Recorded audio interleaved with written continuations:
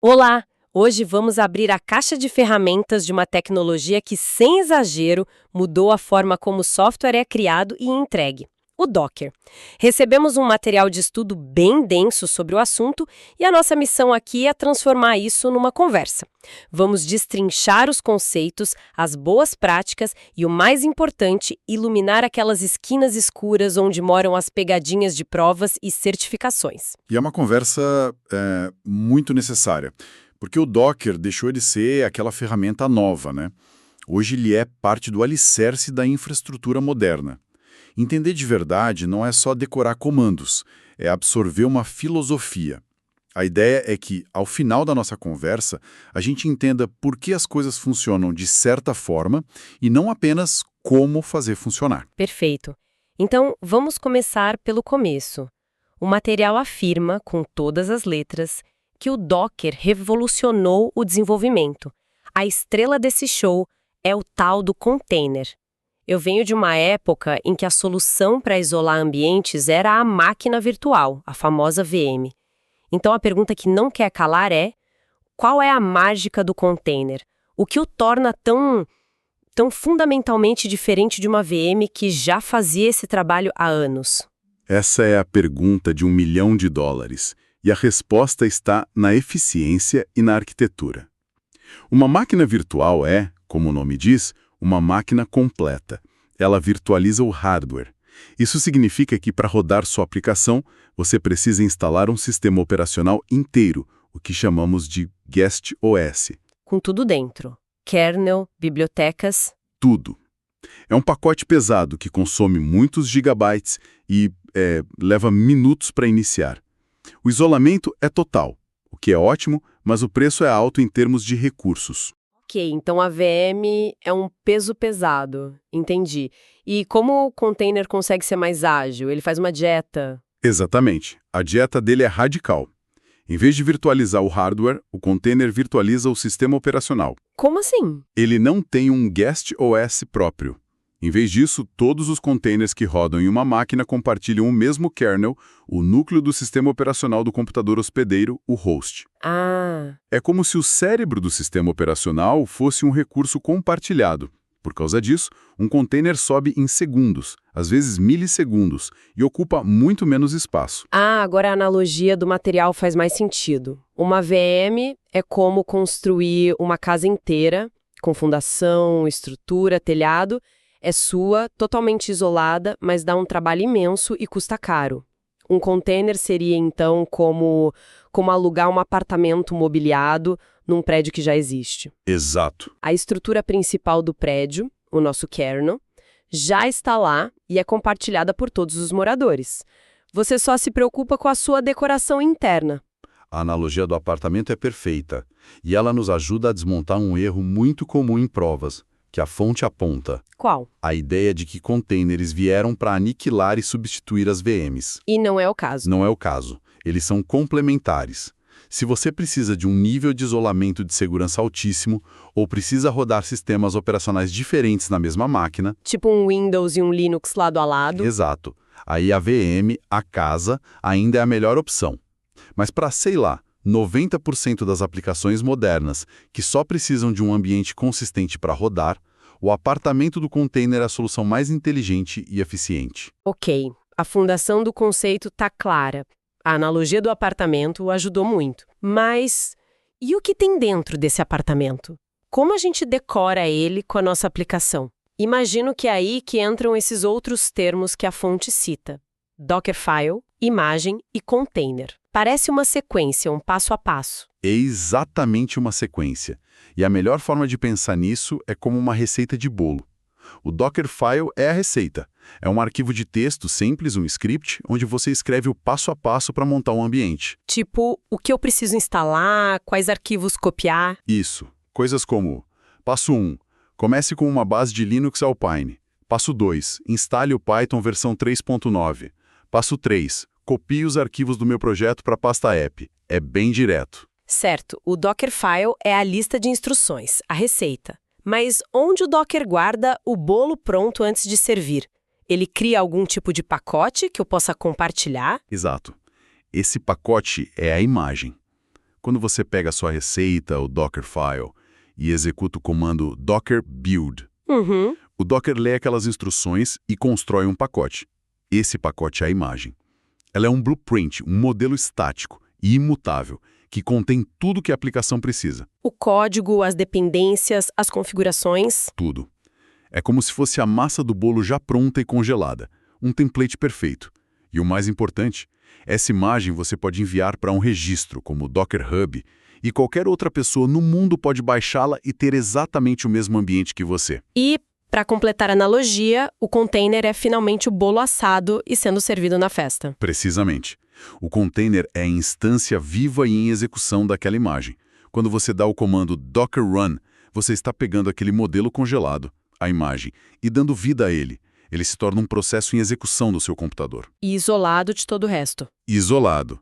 E a beleza é que, a partir de uma única imagem, você pode criar dezenas de containers idênticos, assim como pode assar vários bolos da mesma massa. Isso conecta tudo de forma muito lógica. A sequência é: escrevo a receita no Dockerfile, Isso? uso o Docker Build para criar a imagem Perfeito. e uso o Docker Run para dar vida a essa imagem como um container. E se eu quiser ver todos os bolos que estão no forno, ou seja, os containers ativos, o comando é Docker PS, certo? Certo. E aí já temos outra pegadinha clássica. Já? Qual? O Docker PS, por padrão, só mostra os containers que estão em execução. Ah, Muitos iniciantes se confundem quando um container para por algum erro e some da lista. Eles acham que o container foi deletado. e como faz para ver tudo? Para ver a imagem completa, incluindo os que pararam, você precisa usar a flag "-a" de all, Docker PS-a. É um detalhe que economiza horas de dor de cabeça. Ótima dica! Agora, saber a receita é uma coisa, ser uma boa chefe é outra. Não basta só usar, tem que usar bem. A fonte dedica uma parte importante às boas práticas, e parece que é aqui que se separa o uso amador do profissional. Onde começamos? A fonte organiza isso em torno de 3 pilares: segurança, eficiência e design. Em segurança, há 2 regras inegociáveis.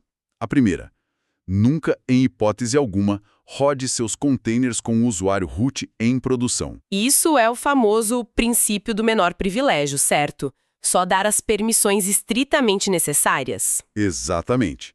Se um invasor explorar uma vulnerabilidade na sua aplicação e conseguir escapar do container, se ele estiver rodando como root, o invasor ganha controle total da máquina hospedeira. É o pior cenário possível. O pior, a segunda regra de segurança é: jamais coloque informações sensíveis como senhas ou chaves de API diretamente no seu Dockerfile. Porque a imagem pode ser compartilhada, né? Exato. E essas informações ficariam expostas para qualquer um que a inspecionasse. Faz todo sentido. E sobre eficiência? Como deixamos nossos containers mais leves e rápidos? A dica de ouro é usar imagens base minimalistas. A fonte cita o exemplo do Alpine Linux, que é uma distribuição Linux extremamente enxuta. Qual a diferença na prática? Uma imagem baseada em Ubuntu pode ter 200 MB. A equivalente em Alpine pode ter só 5 MB. Uau! Isso significa downloads mais rápidos, menos espaço em disco e, crucialmente, uma superfície de ataque menor. Menos programas na imagem significam menos coisas que podem ter vulnerabilidades. E o material também fala muito sobre um arquivo chamado .dockerignore. Parece importante. É fundamental e muito negligenciado. Ele funciona exatamente como o .gitignore que usamos com Git. Você cria esse arquivo e lista tudo que o Docker deve ignorar na hora de copiar seus arquivos para dentro da imagem. Então, se eu esquecer de colocar a minha pasta Node Models no .dockerignore em um projeto Node.js, por exemplo. Aí você copia gigabytes de dependências para a imagem sem necessidade nenhuma. Ah, entendi o erro. É o erro clássico que a fonte aponta. Você incha a sua imagem com arquivos que só são úteis para o desenvolvimento local. Ou pior, acaba copiando sem querer arquivos de credenciais. O .dockerignore evita tudo isso. Entendido. Segurança e eficiência cobertas. E o pilar do design? O princípio de design é a simplicidade. Um serviço por container. O que isso quer dizer? Se sua aplicação tem um site, um banco de dados e um serviço de cache, a abordagem correta é criar 3 containers separados, um para cada coisa. E não tentar colocar tudo num container só. Jamais. Essa separação facilita a manutenção, o debug e principalmente a escalabilidade. Se seu site estiver com muito tráfego, você escala só os containers do site, sem mexer no banco de dados. Espere um pouco. Tudo isso que falamos me leva a um ponto que, lendo o material, me parece a coisa mais importante até agora. A questão da persistência de dados. O texto diz que, por padrão, tudo que é criado dentro de um container é perdido quando ele para. Isso. E isso é uma armadilha enorme. Quer dizer que alguém pode perder dados de semanas com um simples Docker restart. É a maior armadilha de todas. E é fascinante porque não é um defeito, é uma característica do design. Como assim? Containers foram projetados para serem efêmeros, descartáveis. A filosofia é que você deve ser capaz de destruir e recriar um container a qualquer momento sem medo. Mas os dados não podem ser descartáveis. Claro que não. E é para resolver essa aparente contradição que existem os volumes. Ah, então é por isso que, quando eu baixo uma imagem de um banco de dados como o Postgres, a documentação oficial sempre insiste para eu configurar um volume. Exatamente. Eles estão me forçando a garantir que eu não perca meus dados. Agora a ficha caiu. Exato. Um volume é a ponte entre o mundo efêmero do container e o mundo persistente da máquina. Ele mapeia uma pasta de dentro do container para uma pasta na sua máquina real. Então os dados são escritos através do container, mas armazenados fora dele. Perfeito. Você pode parar, remover, atualizar o container.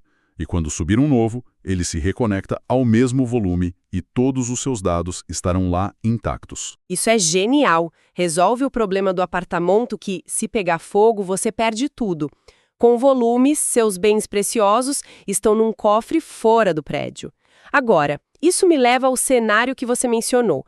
Uma aplicação com site, banco de dados, cache. Como a gente orquestra essa banda? A fonte apresenta o Docker Compose para isso. Isso, o Docker Compose é o maestro da orquestra. Gerenciar vários containers manualmente com comandos Docker Run enormes é um pesadelo. O Compose resolve isso de forma declarativa. Você cria um único arquivo, chamado dockercompose.yml, e descreve toda a sua aplicação ali. A fonte tem um exemplo desse arquivo? Ele parece bem legível. Como ele funciona na prática? Como o serviço web sabe aonde encontrar o serviço DB? É quase mágico. Dentro do arquivo, você define seus serviços. Um serviço web, outro DB. O Docker Compose cria uma rede privada para sua aplicação. Ah, e todos os containers nessa rede podem se encontrar usando o nome do serviço como se fosse um endereço de site. No seu código, você se conecta ao host DB e o Compose cuida do resto.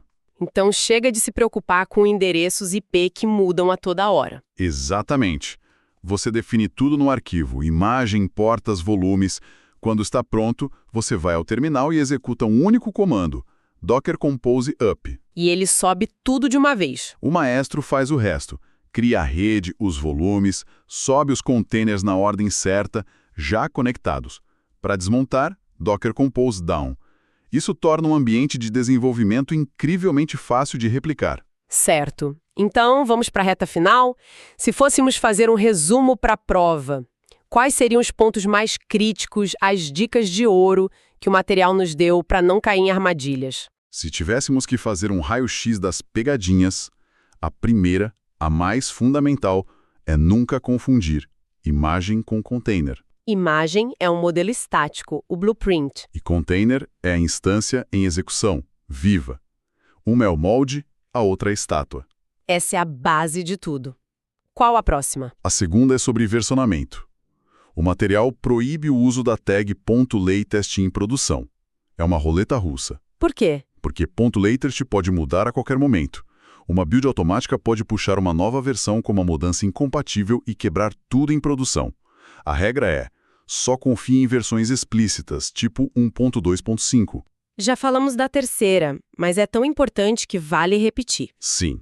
A diferença entre Docker PS, que só mostra o que está rodando, e Docker PS-A, que mostra absolutamente tudo, Saber usar o "-a" é o que diferencia quem está no controle de quem está perdido. E para fechar, qual a dica de ouro final do nosso material? A dica final é a síntese do nosso primeiro tópico. A fonte alerta. Se a alternativa afirmar que um container roda um sistema operacional completo e isolado, ela está errada. Porque essa é a descrição de uma máquina virtual. Exatamente.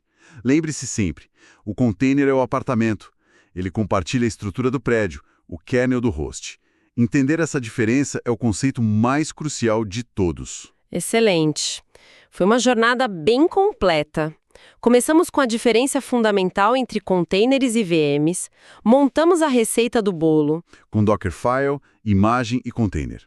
aprendemos as regras de um bom chefe com as melhores práticas de segurança e eficiência e finalmente vimos como orquestrar a banda toda com o Docker Compose e como evitar as cascas de banana mais comuns. Sem dúvida.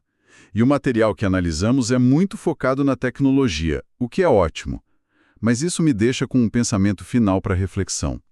Essa filosofia de quebrar sistemas complexos em pequenas partes independentes, descartáveis, bem definidas, como os containers, isso não é só uma tendência técnica, é um reflexo de como estamos tentando gerenciar a complexidade no mundo moderno muito além do software.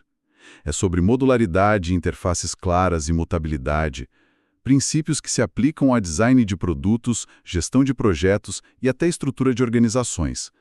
A filosofia por trás do Docker tem lições que vão muito além do nosso terminal.